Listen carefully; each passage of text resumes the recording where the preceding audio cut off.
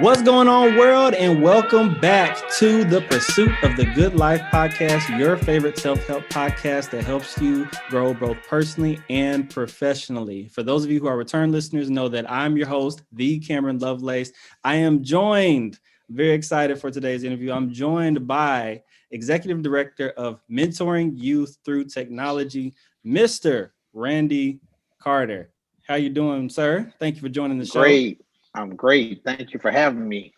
Man, I really appreciate you. Y'all know I like to add guests to add value. But before we get into technology and the ins and out of it, I like to always warm up the guests with like something funny or something light that really gets us started. So I was surfing the internet on these good old Facebook streets, and you love a good meme, right, Randy? So a good old meme popped up, and this will be coming out on Thanksgiving. So in honor of that, this is the One Gotta Go Thanksgiving edition. So there's 6 options here. And so the options are cornbread, macaroni and cheese, yams, collard greens, turkey, and pie. And one gotta go. So again, it's cornbread, mac and cheese, yams, collard greens, turkey, and pie.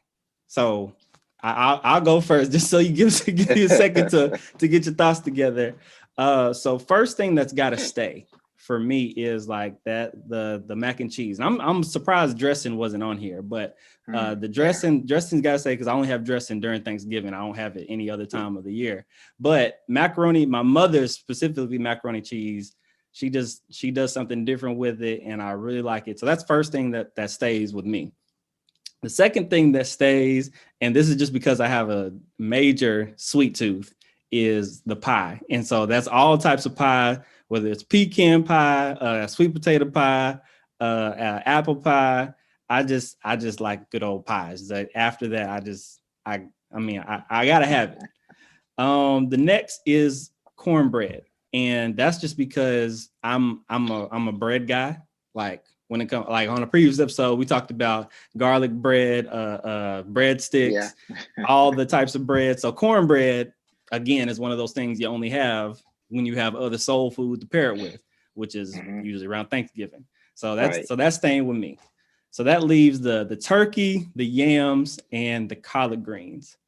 And I think the only reason I'm gonna keep yams on there is because my mother makes a great sweet potato casserole. So I'm guessing if you take out yams, you take out everything that has sweet potato in it. So I'm like, okay, that off top, that has to stay. So now we're down to the turkey and the collard greens. And honestly, I got to get rid of the turkey, because I mean, not everyone can make good turkey. And sometimes it be dry, and I know it's like the highlight of the dish, but it's just, I'm just like, I could do without it. Pass me the glazed, the pineapple glazed honey ham. Pass me some of that instead of the dried turkey. But those of y'all watching on Facebook, y'all might cancel me. I don't know, but I say turkey goodbye. It's gotta go. I thought about that, but I don't eat pies. So pies is going to be one of the first thing off the list for me. Everything stays except for the pies. If anything else had to come off, it would probably be the yams for me. Really? Oh, you're not a sweet potato yam guy? I'm coming around, but I'm not, it's not on my top 10 list. Gotcha. It's not on my top 10 list. But I understand what you're talking about with the turkey. You can get some dry ones. And then, this year I was thinking about just doing something totally different out of the box and not possibly having turkey. But I threw a little turkey in there, but, just doing something out of the box. But cornbread, oh my goodness, I got to have cornbread with everything: soup, greens, I can eat cornbread by itself. So cornbread has to stay. I hear you on that, because like I had a client actually this week that she was talking about, like her mom is basically stressing her out, and she's made a 10-pound turkey. No, scratch that. An 18 to 20-pound turkey, and then like 2 small turkeys. And like, what are you doing? It's not that many of us. It's really going to be like 6 of us. That's it. Why are you making? It's like, I'm just stressed. Okay, well, we're going to give this to the homeless. We're going to do something with this because we can't eat all of this. Well, I planned on doing something small this year, and then my sister asked me to do a big turkey for her. And now I'm doing 2 small turkey breasts, and I was just going to slice those up. But now I got to do a big turkey and turkey breasts and some turkey legs because I'm a smoker, right? So I smoke a lot. And that takes all day. So I get up early and throw that in the smoker, and mine don't be dry though. Okay, I might need you to ship me a slice.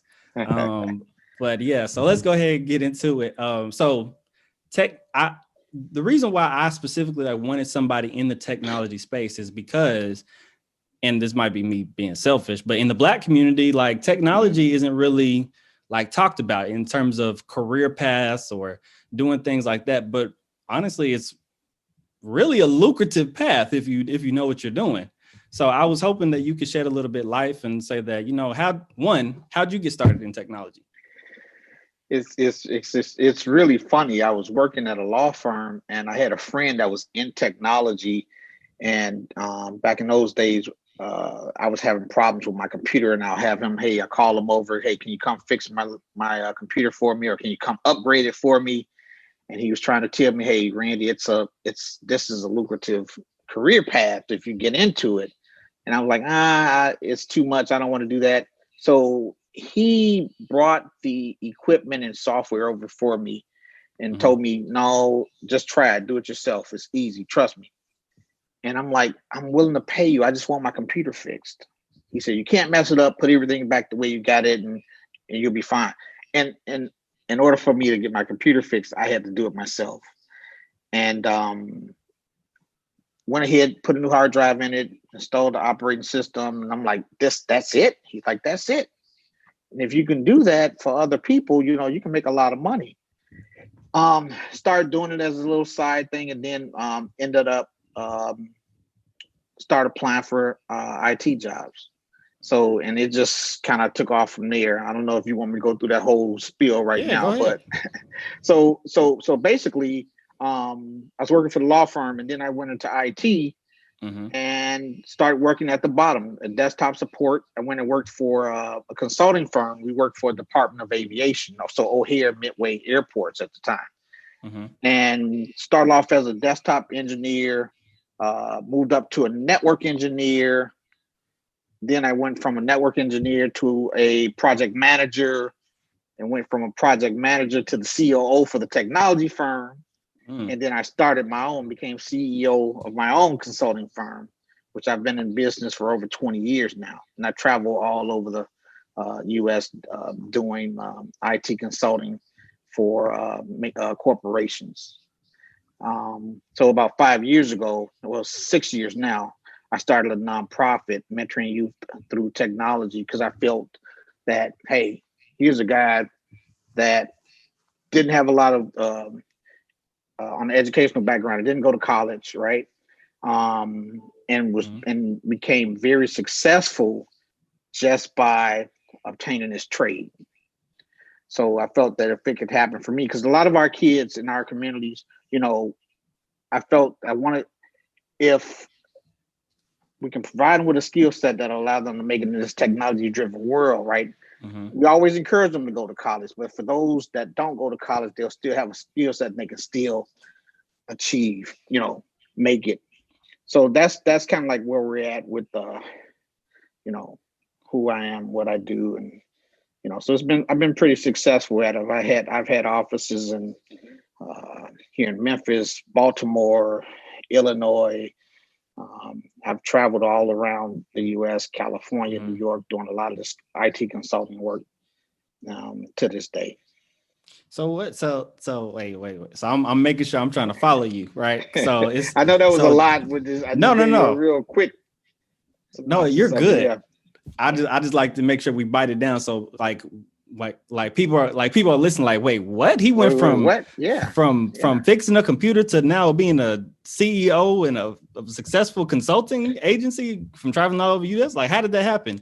And so like back up. So for somebody who like maybe is like interested in computers, like where would you like tell them kind of to start in terms of whether they want to work for a big company, corporation for a long time, or they want to, start out? What is like that first kind of step?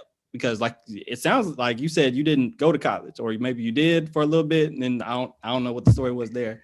Right. So the first thing I would tell them to do.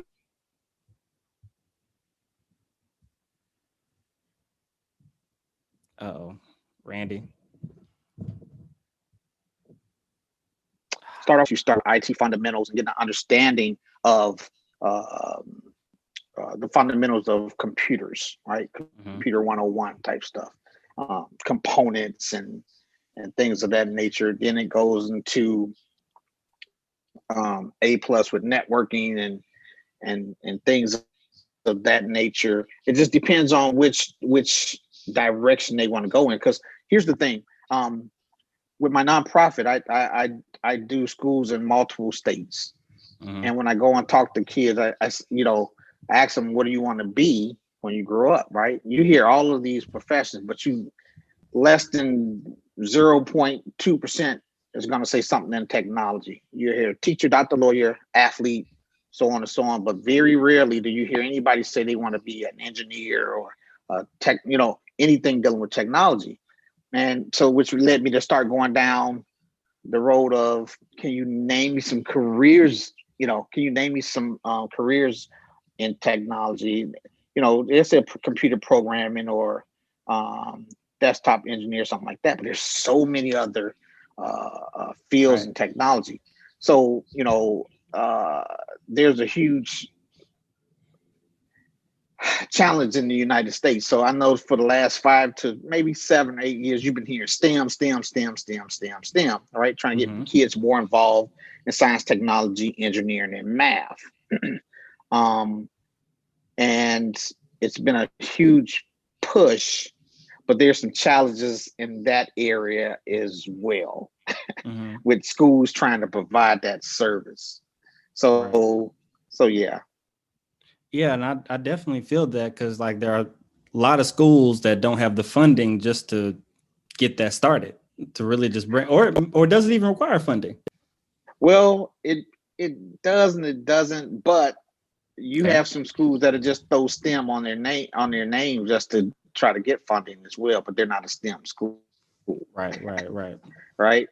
So I know a number of schools that say that they're a STEM academy, and you go there, or I walk through and they'll call me in to come and assess their program and see how we can enhance it or help them and things of that nature. And they're really not doing much in the STEM arena, but they're a STEM. They call themselves a STEM school. So that's the hot thing right now. The STEM school, everybody wants to send their kids to it, right?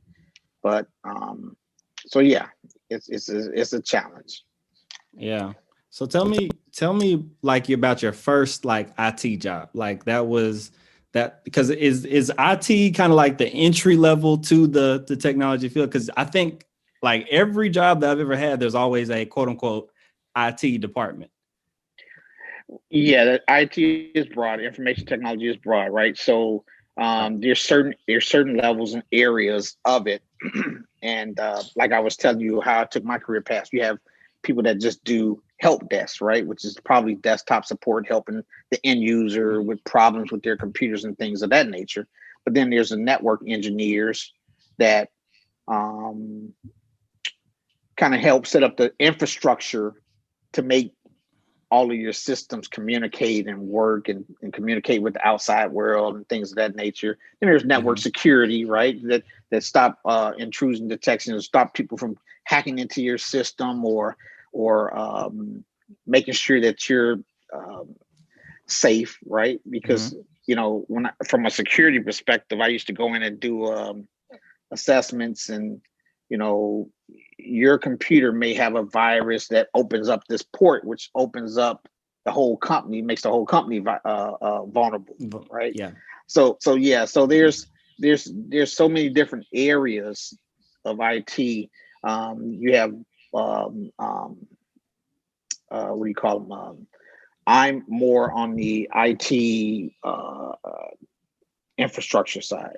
So I've built networks, and that's what I do now as a consultant, right? I go in and help you. If you're new business starting up, we can implement a whole system for you. If you're a business that's just trying to upgrade and do some things, we come in and integrate new systems into your current systems, things of that nature. So IT is there's software engineers, software developers. As your business grows. I'm sorry, go ahead. No, I'm hearing you say, okay, so there's of course the desktop support. That's the something's wrong with my computer. Can you fix it? And then next, I'm also hearing network support, so that if you have anything on it that's harmful to the network, we want to prevent it, and we want to make sure that the network stays secure. And now you're telling me there's even another level to it, that's software construction. Like you want to design a system, you want to make it better. It sounds like that's what you do. That's what you were just explaining. Well, yeah, I do. I'm a network engineer, so so I kind of like come in and help design your infrastructure and put everything in place, systems in place, and integrate them together. But there's so I'm not a software engineer, but I work with the software engineers to make sure that their stuff works, right? So if a software engineer designs a application, it has to either run in the cloud or needs to run on a server and things of that nature. I'm the guy that makes sure that the server and everything he needs is set up. So all he has to do is install his application, and I'm the guy that makes sure that the security and the access and all of that stuff works. Great. Yeah. So did you learn all this on the fly? As you went through your career? Yeah, really. I honestly did. And I look back over it, and I thank God, because each course or each level was a learning experience, right? Because even when I was a desktop support engineer, I ended up being a desktop support manager, and I managed a staff, right? We had over 600 users that we were supporting. So I managed that team. Then I moved up to the network side. And when I started doing the network side, I started off at the bottom there and then ended up managing that team. Then I went to project management, working on major projects for the Department of Aviation for the airports. And when I thought there was nowhere else for me to go, I ended up getting promoted to COO for the actual consulting firm. And after that, I ended up starting my own. So, yeah. Man, it sounds like you were just a boss everywhere you went. Like you just said, I'm going to come in, I'm going to do my best to my ability. And then that made room for you to go to the top. And then it was like, okay, we're going to put you over here. And then you went from here to that top. And then it was, okay, we're going to put you in the project major with the major projects. And it's like, you know what, let's just put him over operations. And then you said, you know what, I can do this myself. Well, yeah, it was kind of challenging for me without having the, because sometimes you get put in a position, right? And you know that you may feel that you're not qualified for that position. And that's what happened to me when I became COO. I'm like, wait a minute, where'd this come from? They end up, true story, they fired my boss, and the consulting firm called me in, and it was pretty ironic, because I took the day off because I was ready to start my own business, to be honest. Okay. And I said, let me just take the day off. I'm just going to process it. I can't go any further. I'm project manager now. And, I need to think this through. I take the day off, and I get a phone call that they fired my boss and they need me to come to the office. So immediately I call the airport and call all the directors and stuff. And I said, hey, you know what? They fired my boss and everything's still okay. I got you guys covered. And I was managing like a $7 million contract, right? So I get out there and I tell my bosses, hey, I talked to all the directors at the airports and everything else, because it was our biggest contract. And they said, everything's okay. And, they said, yeah, we know. We talked to them as well. We didn't call you out here about that.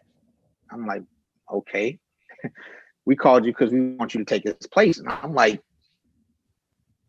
Wait a minute. I'm saying to myself, wait a minute, Mm-hmm. wait a minute, and I know that one of the engineers that worked under me, he has college degree, he's real sharp, he's real good. I'm like, hey, why me? Mm-hmm. This guy might be a better fit than me, you know.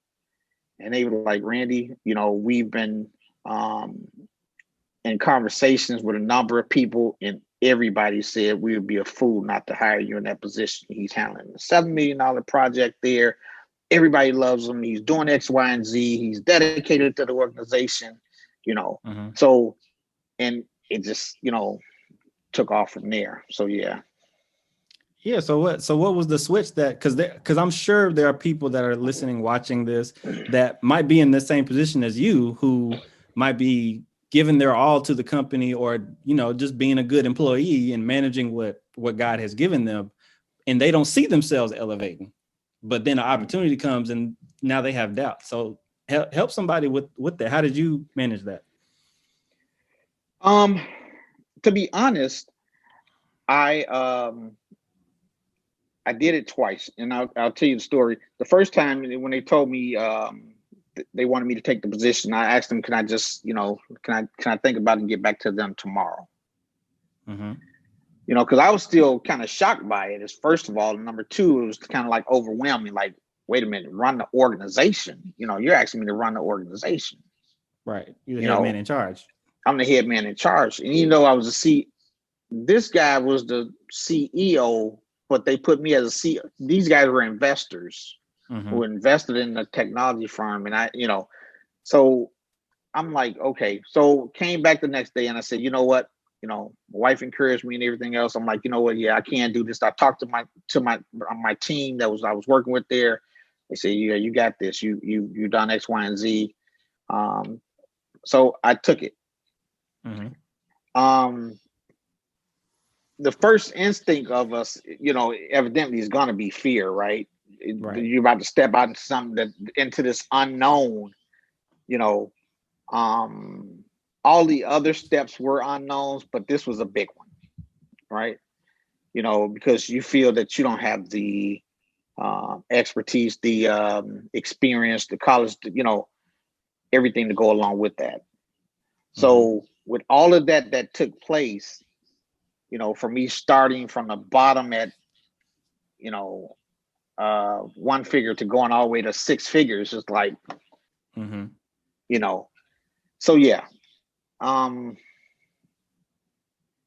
I dug deep, studied, read, took classes, did everything I could to be the best COO that I could. So it really just shaped me for starting my own business. Every step prepped me from starting off at the bottom of the desktop and working with that all the way to the top. Prepped me for starting my own organization.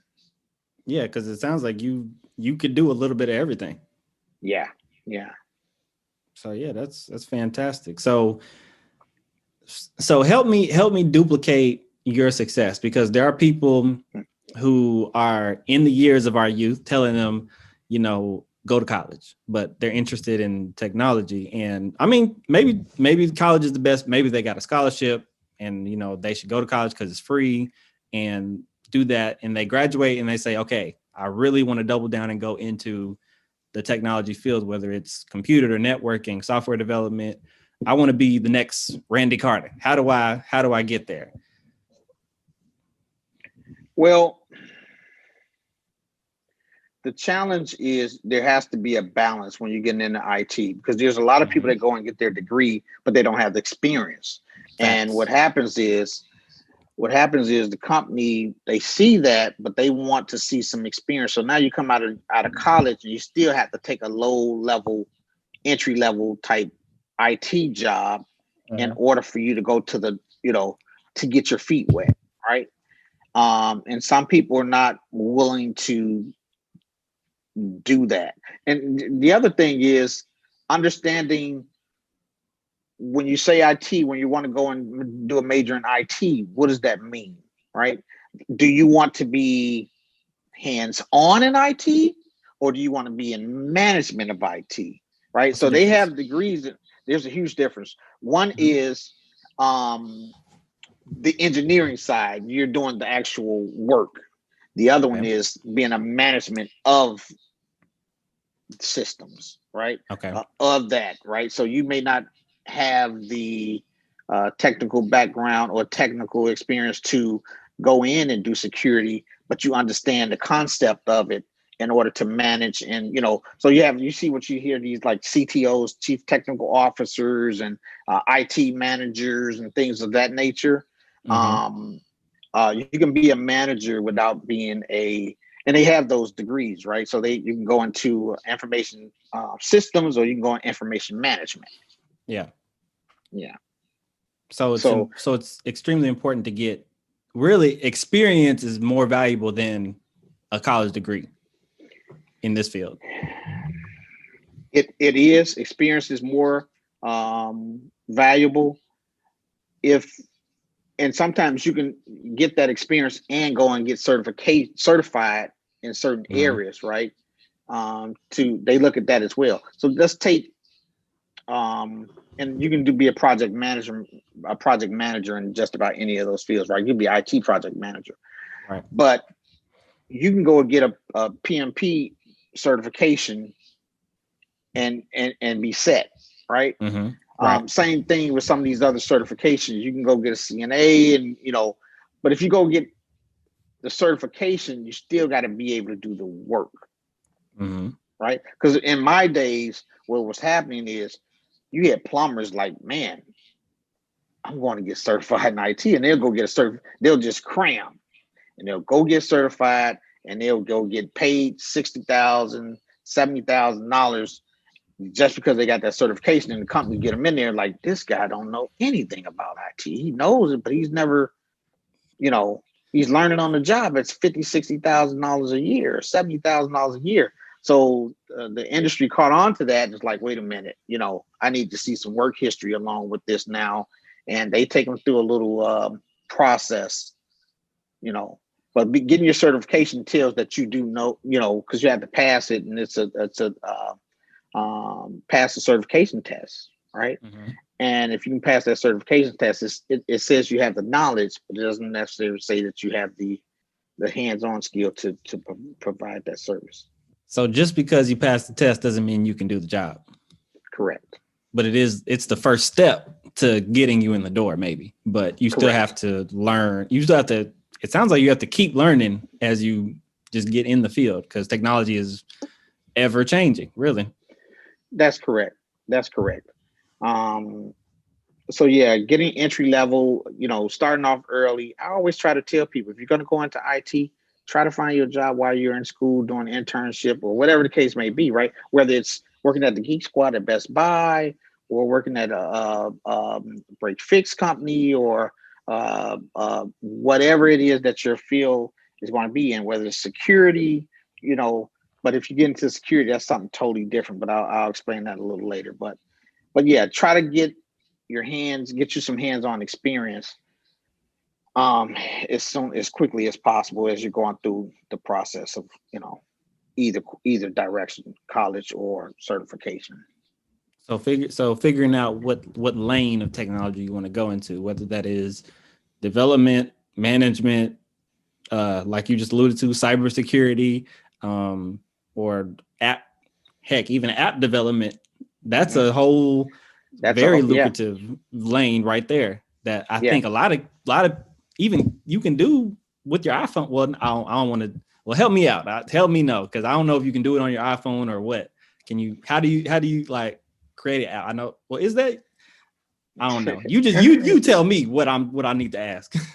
Yeah. You would need when you're doing app development, you usually have these devices that you can test it on, right? So even if you're doing an app, you need to know if you're doing your app to work on an Android or iPhone, right?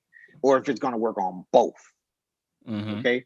So yeah, we teach app development classes with my nonprofit as well. Yeah. So tell us what the mission is behind mentoring youth through technology? Tell us what one, how that kind of came about, and then what it is that you guys do. So it came about 6 years ago. I'd been in technology about almost 20 years at that point, and I was just really kind of burnt out and tired from it, and I wanted to change course and do something else. Mm-hmm. And I was sitting down talking and said, maybe I want to just train some kids, And I started off teaching desktop support, how to fix a computer, how to build a computer, things of that nature to some kids, and it just really started taking off. And then I got into robotics, so we do a lot of robotics in multiple states right now. Matter of fact, we even do robotics competitions, things of that nature. Yeah. You building our robot? You building the machines that's gonna take over the world? Hey, we got it. We have to train our kids to do it, right? They're gonna have. This is this is our new future, right? Now, let me say this. Disclaimer. Let me say this. I don't totally agree with a lot of stuff in the way the direction that technology is going, right? But I need to make sure that I keep abreast and keep the kids abreast of what's happening, right? Even with coding, right? They have these. I don't know if you ever heard of a hackathon. No, I haven't. Enlighten me, please. I'll tell you this. We'll talk about that another time. Why don't you look it up? Talk about that offline. Okay. Yeah. But I met a young. I had a client, and the client was talking about how talented his son was. And he told me some of the programs and some of the things that his son was doing. He wants to be a coder. He's only 10 years old and he's coding at a college level right now. And he started sharing some other things. He stay up all night. That was a red flag to me. I'm like, I told him, I bent over. I said, you probably need to be monitoring and watching him because he's probably on one of these dark network sites and he's probably hacking. And he told me he did this. He said, the FBI has been to my house. I'm like, what? What? He said, yeah. 12, that was at the age of 12, they had been to his house. The internet service provider had been warning them, and yeah. So, wow. Some of these things that these kids are learning, it's just you have to be the mentoring side is the bigger part of what we try to do as well, because for everything that we do, it can be used for evil as well, right? I mean, so we try to keep them steered and focused in the right direction with a lot of this stuff because it's out there, unfortunately. Use technology for good, not evil. Yeah, I've done a number of schools where the kids were in computer labs hacking into the website, the school website, and putting undesirable pictures up and things like that. So that's a huge thing that goes on in some schools as well. But they've gotten a lot better with it. But yeah. So yeah.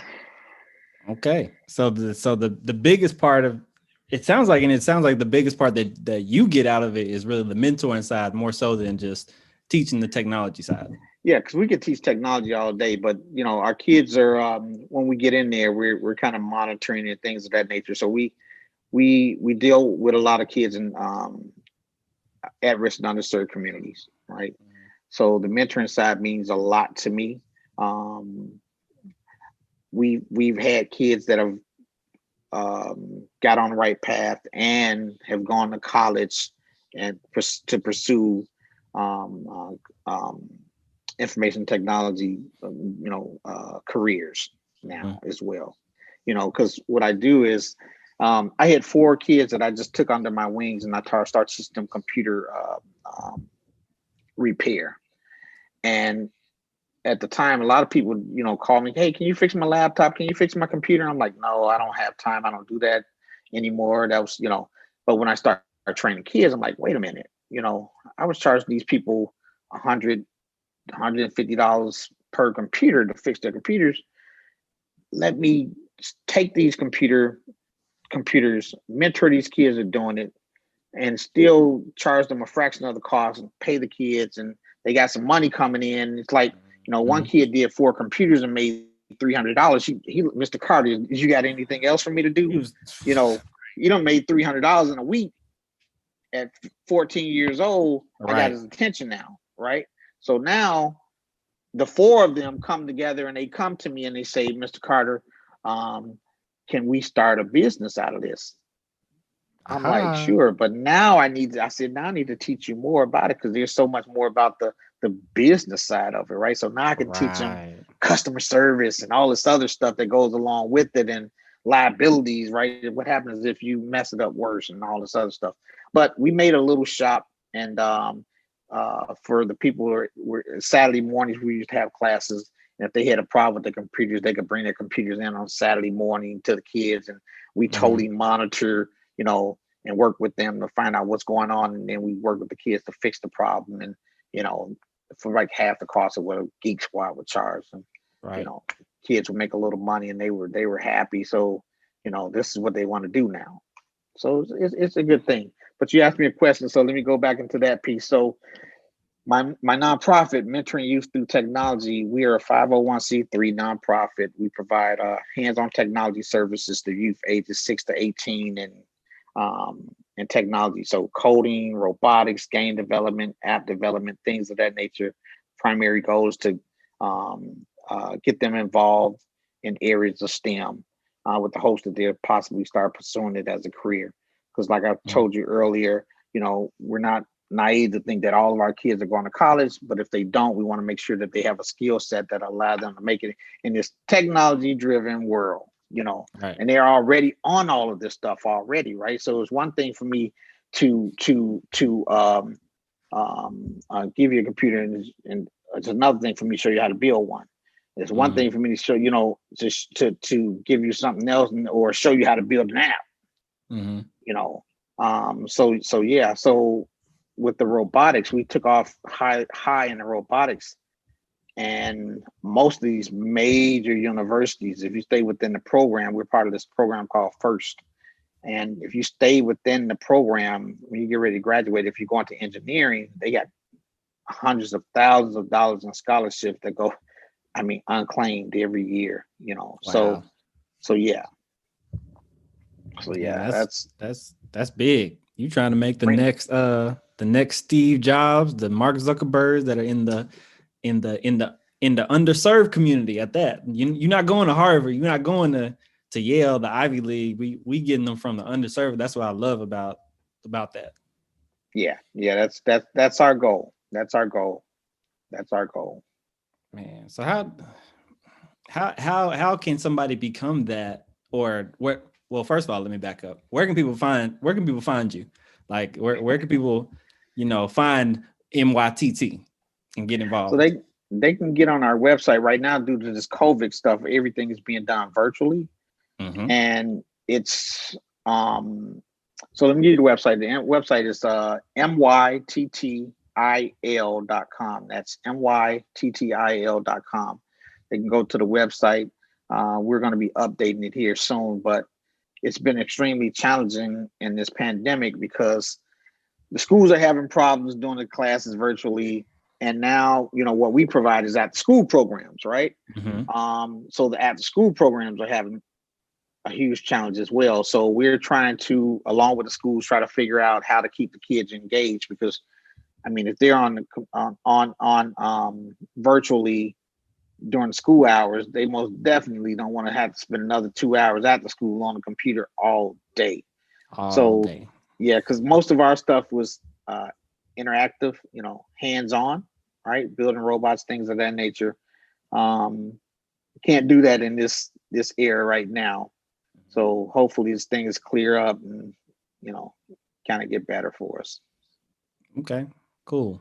So what would you say to somebody, because my heart, and I'm working with this population right now, my heart is really going out to the class of 2021 right now. So the seniors that are living their entire senior year right now virtual. So they don't get the opportunity to go travel to their college campuses, and they're being thrown to the wolves and expected to say, hey, what do you want to do for the rest of your life? when really it's just like, okay, what do you want to do for the next 5 years?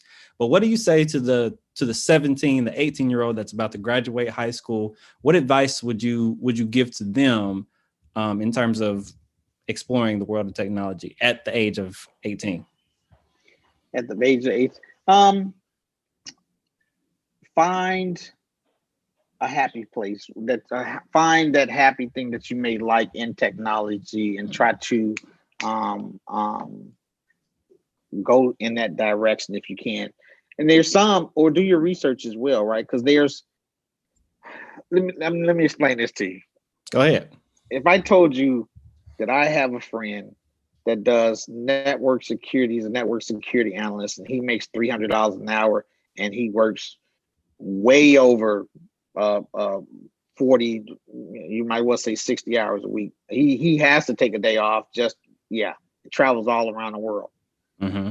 That's huge. So network security is like one of the hottest fields, and the demand is there right now, right? So there's so many areas. You think of something like HIPAA compliancy, right? So you think of hospitals and banks, right? Yes. That have to have, there's regulations and standards that need to be met, right? From a security perspective. The government or the compliancy agencies that do that, they don't even have enough engineers to even do security analysis or security audits and things of that nature, right? So there's a huge demand for security analysts and things of that nature. Now, that's a much more challenging field to get in, but once you get in it, the demand is, it's huge. I mean, you will be getting. I know guys and friends that I have that are, I had to talk to some of the guys because it's just like, you can't be hopping from company to company because this company is trying to give me 150,000. This company is trying to give me 180,000. Guys with 2 or 3 companies within a year or two is like, no, just slow down. So the demand is really there in IT. And then when you start seeing like, all of Amazons and Googles and things of that nature starting to pop up locally, right? The demand is there for IT positions, right? So let me give you another example from a logistic perspective. So Amazon has some facilities that a package doesn't hit a person's hand until it hit the truck. Have you ever seen those? You order something, it goes, a machine basically goes and open this aisle up, goes up to this roll, pull a package off that roll, put it on a conveyor belt, goes down the conveyor belt with that sticker on it, it scans it, X, Y, and Z, and it boxes it and everything else. I'll send you a link of that. But that's where most of these companies are going for. So when you see people in the South or some of these other areas doing logistic, going to some of these logistic companies, some of these companies are going is robotic is possible, right? I've seen a company go from like 600 employees to 150 because they went with robotics, right? So these companies now are looking at the ROI and they investing in this type of thing. So some of the companies and some of the businesses and some of the jobs that these people are going out there, they're going to be obsolete, right? But somebody still got to fix the robots. Facts. So be on the right side of the field. Be on the right side of the field. Somebody still has to fix the machines. Somebody still has to fix the technology. So be on the right side of the field is what I would say. Yeah. Man, that's huge because, like you said, because that's a realistic number, especially for factories and manufacturing and all these types of things that are trying to cut down costs. So they will go from 600 to 150 if they can manage it. But one thing that you said that really stuck out to me was that, well, it was the first thing you said, and that was find something that you really are identified with. And the first thing that came to my mind was the movie Jobs, was about Steve Jobs and how he started Apple and stuff. And one thing I noticed from, Ashton Kutcher's portrayal of it is that Steve Jobs was so intense about what he loved. Like his goal was to create a better computer. And then from that, he created, okay, what about music? We all love music. How do I, and we're going to call it iPod. And then, wait, can we put an iPod and a phone together?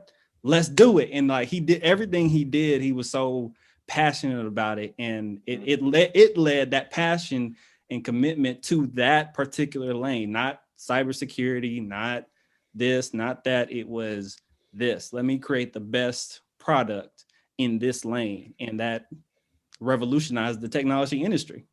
Yeah, and I tell people all the time, do stuff that you're passionate about. Don't do it because it pays well. Because a lot of times people chase the money, and they'll quit as soon as things get hard. They'll quit and try to find something else, and then they'll be in a whole nother profession and everything else. Find what you love, enjoy to do. It's like me. I haven't worked for anybody in over 20 years, so it's like this is I have other things that I do as well, but everything that I do now is about passion. I try not to do it about, to make a, how do I say it? I don't do it because of the money. Mm-hmm. I do it because I'm passionate about it. And then it makes money. Yes.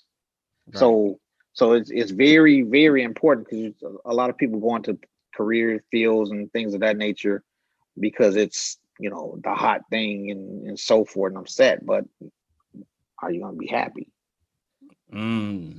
Are you going to be happy? Because that's what I was thinking about when you had that scenario. You said he was making $300 an hour, but he was working 60-hour weeks. Yeah, but some of the smart guys now, they use it to their advantage. So I mentor a lot of IT people as well, younger ones as well. And most of our young ladies, when they start saying they're getting into IT, I'm like, okay, you want to get on the management side or you trying to get on the hands-on service side? Because this field is extremely demanding to the point where if you get on the service side, if you're a business, you can't go, your network can't go down, right? You need 199% uptime, right? Right. And in order for us to maintain it, at some point we got to take it down. So guess what? When that's done, after hours. And if you're on call, if something happens, that's after hours. So it's extreme. It can be extremely demanding. And some people can't. We start getting to the point where you start having a family and kids and things of that nature. Things kind of change, So some of my single friends, they that's a hustle for them. They do it, but the ones that have family, they think, no, they'll take whatever you give them in the security realm, almost, So you can still make $300 an hour and work 20 hours a week if you want to, or 40 hours a week, So once you get in that realm, you can. The demand is there, but you have a little bit of flexibility when you have that certificate. Like, hey, yeah, you have some power too, some say so as well. Right, because it sounds like in terms of flexibility, y'all's job didn't change. It actually might have went up during this pandemic. Like everything that's technology is important right now. So it's like, okay, well, it doesn't change for us. We still working with our computer. Yeah, I'm semi-retired though. What is semi-retired? I still have a few clients, right? I still have clients and I still do some work, but I'm very selective if I take any jobs on and things of that nature, or do some consulting and all of that. Now I've been doing this 25 years, so I'm like, so yeah, I'm on the IT side. So I most of my time is spent on the nonprofit side now, and pure consulting. Where I'll go in and tell the company, this is what you need to do, right? I can walk into a facility right now and do a walkthrough. If somebody's telling me they're having problems at their facility, I can do a walkthrough without touching anything and already tell them exactly what's probably going on. Hey, you got slowness issues? Yeah. You got virus issues? Yeah. You got this and that? Yeah. Mhm. How you know all that? I didn't see a firewall. You got wires all over the place. You got, you know, old equipment in there that doesn't even get you to the maximum capacity. You got, so I walk through schools, I do assessments, I do all that stuff for schools and businesses Mhm. and things of that nature. I've been doing this. I've been doing it long enough. I can just, so yeah. But you said something, if I could go back a little bit to the Steve Jobs. Go ahead. I have organizations that donate equipment to for my nonprofit. Mhm. And I never forget this organization said, yeah, we have this, we have some Macs as well, right? And I'm like, oh, okay, cool. So I get out there and they give me the computers and I was like, okay, where's the Mac? Oh, there it is right there. And that was really the system that I really was going out there for, right? To be Mhm. honest. And it's this old Mac. It's like the first one he made, The right? I'm like, original. Okay. yeah, yeah. And if I had it close, it's actually in my garage on the shelf right now. But I usually have it in our technology center. But I was upset. I'm like, man, what am I gonna do with this old junk? What am I gonna do with this old thing? But Mhm. immediately something sparked in me, like, wait a minute, you can show them where innovation started from, right? Mhm. How he took this and where he started from, and now where we're at, and everybody, these kids, they don't know. They're like, what in the world is that? That's the You know, Macintosh. That's what that is. exactly. To the point where our kids, they a Rolodex phone, one of those roller phones, Yes. they've never seen those before. It's like, that's not a phone, you know. They've never seen old technology and things of that nature. So a lot of it, I try to expose them to it and bring old stuff in. Sometimes tell them and show them where it started and how we got to where we're at as well. Mhm. So yeah. Man, that's huge. You're dropping all types of nuggets for those of y'all who want your kids to get that boss, not only the knowledge of technology, but the mentoring to go along with it. Go sign up and go to myttil.com.org. .com. .com and check them out today. Man, Randy, I appreciate you so much for joining us. I do want to be respectful of your time. You've dropped not only a whole bunch of knowledge, but a whole bunch of nuggets for to develop people both personally and professionally. Any final thoughts you want to send people off with? Um, just exposure, right? Mm-hmm. Exposure. I always look at my son when he was 5 years old. I always exposed him with stuff. I don't want to play baseball, Dad. I don't want to play baseball. Well, okay, we're here now. So, and he played, and all of a sudden, every day, are we going to play baseball tomorrow? Are we going to play? So, the exposure to a thing, right? So Mm-hmm. keep your kids as engaged as possible in the area of STEM, because that's where technology, that's where the world is unfortunately going, right? And if you want them to, it would really set them up in a place where they'll be in a good place. I'll just put it that way, right? A lot of times people don't look at at it. Um, IT consultants or IT managers make just as much as some doctors Mm.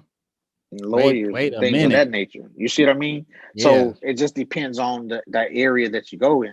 My friend who I was just with, he works for, I don't know if I can say it, but he works for Cisco Technology, right? Mm-hmm. He's been there and he started with me years ago at the Mm-hmm. other consulting firm, right? So he's higher up on the chain for this organization now, and does extremely well. So um and there's so many paths for entrepreneurship as well. Mm-hmm. you know Once you learn the skill set, you can start your own consulting firm or start your own business, doing whatever, whether it's you know um break fix company or network solutions or security. You can become your own boss as well. So the sky is the limit if you get the experience. And always, what I would tell the parents is to find a model, Mm-hmm. find them a mentor, somebody in one of those fields that's doing it, and that can help mentor them if that's what they want to do. But sometimes it's not what the kids really want to do, and the parent try to push them or force them to do it. Sometimes that could be a little bit of a challenge. But what I say is just keep exposing them to as much as you possibly can. There's a number of organizations around that's doing some good work in STEM. So yeah, try to keep your kids involved and engaged in it, because that's where it's going. Man, I love that. You guys, we got a treat today. So make sure that you share this with somebody who really needs to share this with an 18, 16, 17, 12-year-old that is interested in technology, and help them use technology for good, not for evil. So the FBI doesn't show up at your house. But y'all keep pursuing your version of the good life. Check us out each and every single Thursday on Facebook, iTunes, and YouTube. And I'll see y'all next week.